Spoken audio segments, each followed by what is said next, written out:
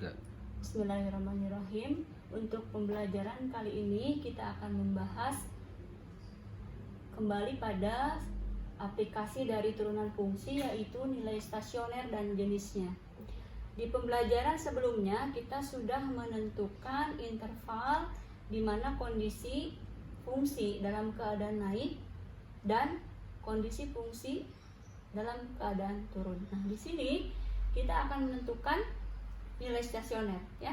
Nah, titik stasioner adalah titik pada kurva suatu fungsi. Jadi ini punya sebuah fungsi seperti ini, misalkan, ya. Nah, di mana garis singgung pada titik tersebut bergradien 0. Nah, jadi sini ya kita punya gradien kemiringan dari garis singgung. Nah, di sini ya, ini gradiennya lurus, ya. Nah, di sini diperoleh apa? Turunan pertamanya sama dengan 0, ya. Nah, ini ya, jadi gradiennya, turunan pertamanya sama dengan 0. Nah, kemudian yang menjadi syarat dari titik stasioner, karena tadi gradien, ya, adalah turunan pertama dari fungsi, maka dikatakan titik stasioner itu diperoleh jika turunan pertamanya 0. Nah, kemudian apa yang dimaksud dengan nilai stasioner? Nah, ketika turunan pertamanya bernilai 0, di titik ini kita mempunyai sebuah absis, ya. Absis itu salah satu pasangan dari sebuah koordinat, ya, katakanlah A. Nah, ya. Nah, di X sama dengan A kita substitusi ke nilai fungsinya. Berarti di sini kita peroleh nilai fungsi A. Ya, bukan pada turunannya tetapi pada rumus fungsinya. Nah, ya. FA inilah yang disebut dengan nilai stasioner. Kemudian pasangan antara absisnya, ya, absisnya dan ordinatnya A, FA disebut dengan titik stasioner, ya. Jadi sekali lagi, untuk menentukan nilai stasioner itu kita harus menentukan bahwa nilai turunan pertamanya sama dengan 0. Stay dari stasioner itu dari kata stay, ya, stay, diam, ya, seperti itu. Jadi kondisi di mana kurvanya dalam kondisi diam, tidak naik, tidak turun. Nah, sekarang bagaimana untuk menentukan jenisnya? Ya, oke, tadi definisi dari titik stasioner. Nah, sekarang untuk menentukan jenis dari titik stasioner.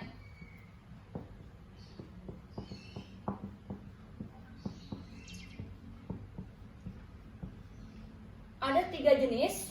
Yang pertama, untuk titik balik atau titik balik maksimum. Titik balik maksimum diperoleh jika kondisinya, ya, pertama kurvanya dalam kondisi naik, kemudian diam atau turunan pertamanya 0, kemudian turun. Nah, jadi mungkin seperti ini kalau digambarkan. Nah, gini, ya. Ini seperti ini titik balik maksimum, ya. Kemudian yang kedua adalah titik balik minimum.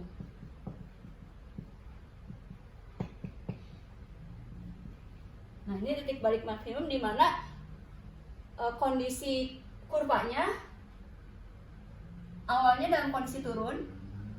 Berarti di sini turunan pertamanya kurang dari 0, kondisi turun. Kemudian mendatar seperti ini atau turunan pertamanya sama dengan 0, kemudian naik. Nah, ini, ya, turunan pertamanya besar dari 0. Jadi seperti ini kurang lebih. Nah, gitu ya, sini titiknya.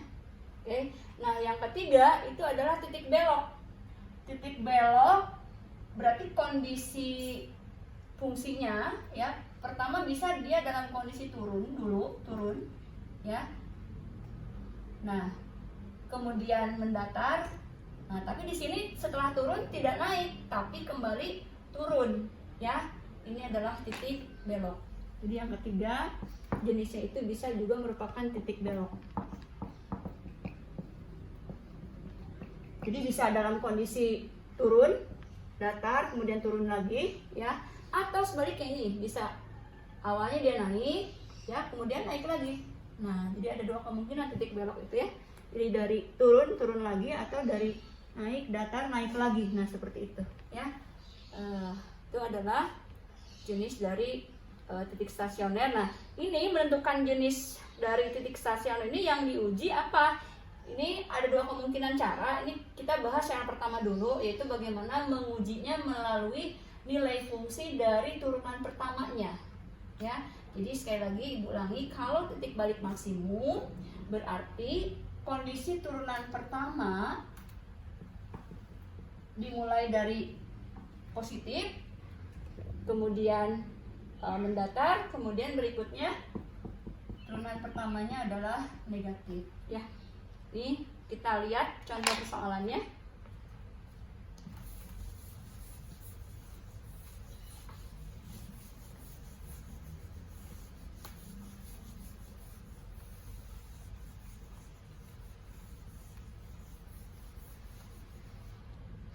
Kalian bisa melihat di bahan ajar halaman 7, ya.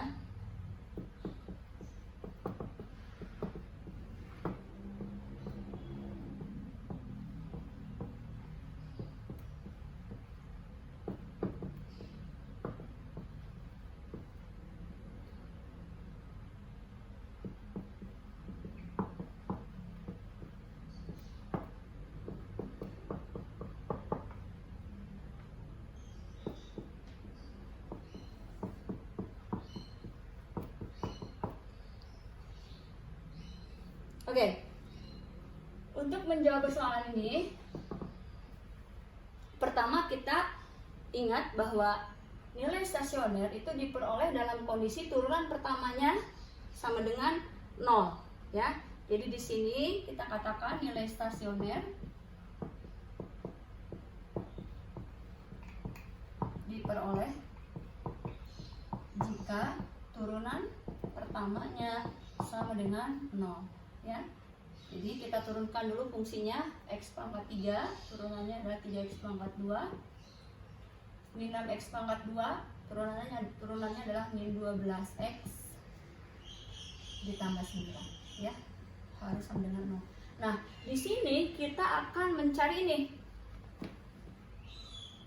ya, yang tadi x yang menyebabkan turunan pertamanya 0, berarti di sini membentuk sebuah persamaan kuadrat. Nah, di mana cara untuk menentukan x-nya dengan memfaktorkan. Tapi tunggu dulu, di sini kita lihat seperti biasa angka-angkanya dulu. Ini punya kelipatan yang sama, yaitu kelipatan 3. Sehingga setiap suku kita bagi 3. Nah, seperti ini setelah kita sederhanakan, sehingga pada saat kita memfaktorkan menjadi lebih mudah. Kita faktorkan untuk x pangkat 2-nya. Nah, seperti biasa ya, hasil kalinya 3, jumlahnya min 4, mencari 2 bilangan, pasangannya adalah min 1 dengan min 3. Oke. Nah, karena ini memang persamaan kuadrat, jadi kita memperoleh, ya, pembuat 0 dari persamaan ini, x1-nya bernilai 1, ya. X2-nya bernilai 3. Nih, ya. Jadi kita sudah menemukan ini. Nah, untuk menentukan nilai stasionernya berarti kita harus mencari nilai fungsi, ya, dari setiap absis yang sudah tadi kita peroleh, ya. Jadi nilai fungsi dari x sama dengan 1 dan nilai fungsi dari x sama dengan 3.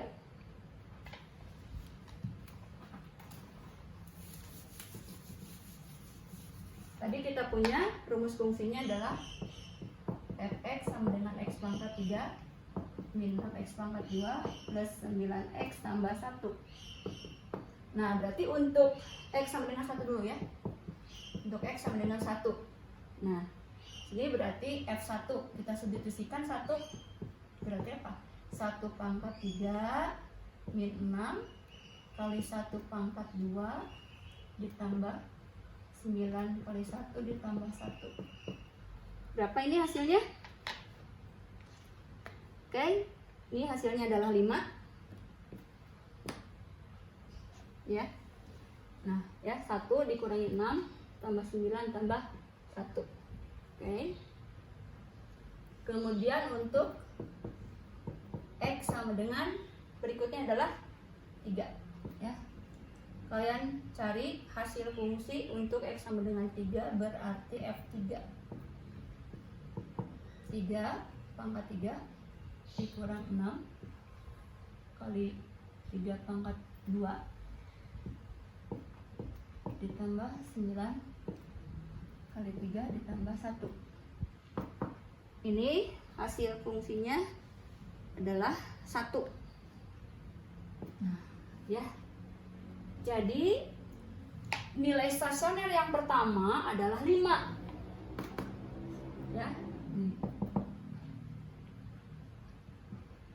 Nilai stasioner berarti berapa saja? F1 ya, F1 5 dan nilai fungsi dari 3 adalah 1. Jadi ada 2, 5 dan 1 itu nilai stasionernya.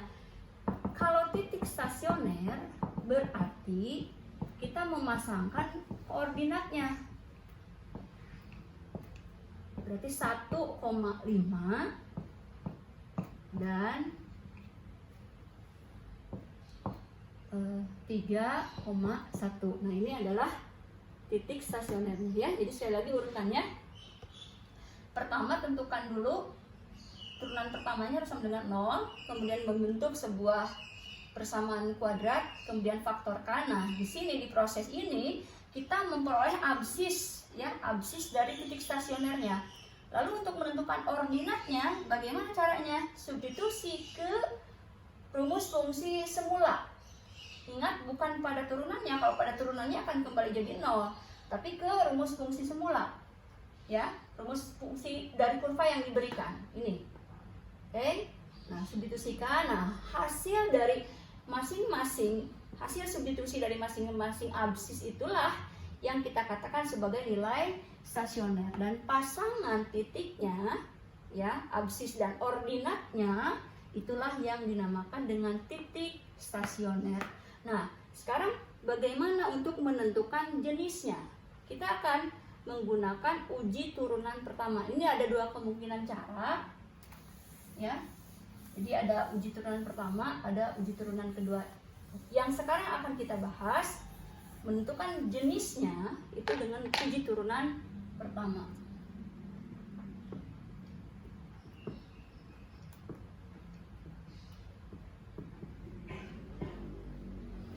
Oke.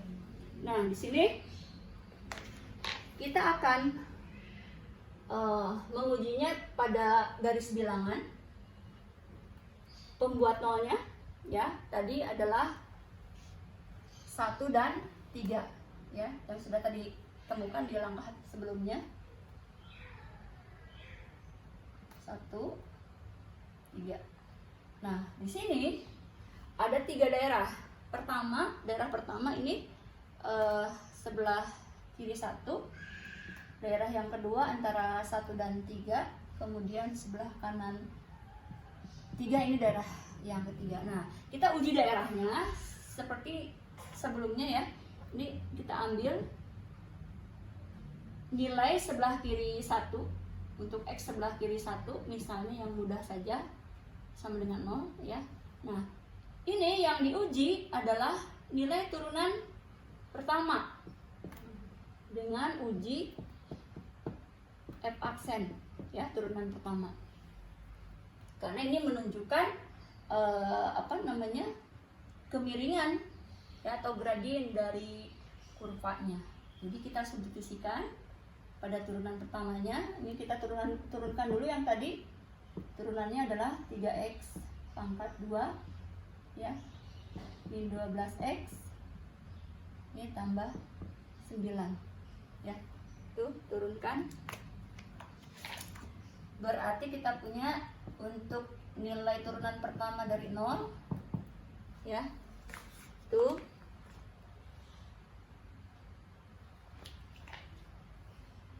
Sini boleh tadi ini bisa disederhanakan ya, dari yang sebelumnya ini bisa dibagi 3 boleh, ataupun tidak masalah. Kalau kita substitusikan ini kan 0 ini berarti berapa? 9 ya. Berarti apa kesimpulannya? Di sini di sebelah kiri 1 turunan pertamanya lebih besar dari 0 atau positif. Ya, gitu. Oke. Kemudian antara 1 dan 3 di daerah 2. Ambil berapa? 2 ya. Antara 1 dan 3 ada 2 kan? Berarti F aksen untuk 2 ya. Coba dihitung. Nih, 2 dikuadratkan kali 3 berarti berapa? 12 ya. 4 kali 3 12 dikurangi 24 min 12 tambah 9 berapa? Min 12 tambah 9 berarti min 3 ya. Nah, berarti di sini turunan pertamanya bernilai negatif. Ya. Kemudian daerah 3 ambil untuk 4 ya. F aksen 4. Berarti berapa? 4 dikuadratkan 16 kali 3 48. 4 kali 12 48 min 48 tambah 9, hasilnya 9. Berarti ini turunan pertamanya bernilai positif. Ya. Nah, kalau kita sketsa ya yang terjadi, sketsanya di daerah 1 dan 2 terjadi seperti ini. Jadi naik dulu ya kan? Turunan pertamanya lebih besar dari 0 berarti kurva dalam kondisi naik.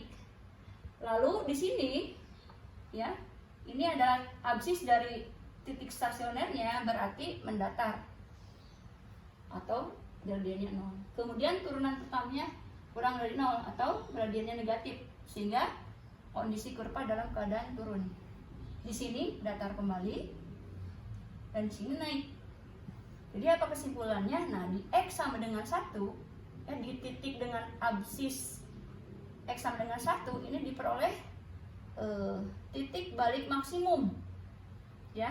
Jadi kesimpulannya yang ini 1,5 ini adalah titik balik maksimum.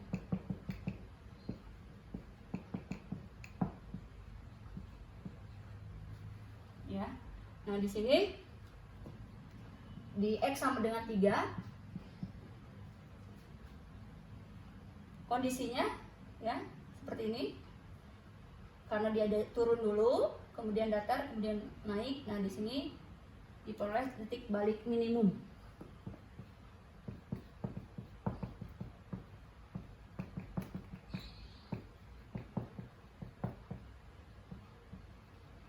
Ya. Nah, ini adalah menentukan jenis nilai stasioner dengan menggunakan uji turunan pertama. Ya.